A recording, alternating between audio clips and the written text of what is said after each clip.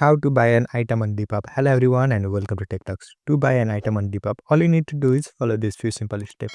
So first thing first, open a Depop app. Now search for the item that you want to buy. Here, let me select this one. So once you find it, simply tap on it. And here on bottom left hand side of your screen, you will find this option offer. So tap on it. Now the app will automatically suggest you the price that you can offer. If you want to offer your own price, then simply erase the old price and then type in your new price. However, you cannot make an offer lower than 60% of the current price set by the seller. If you want to do that, you simply need to message to the seller. So you will need to make suitable offer.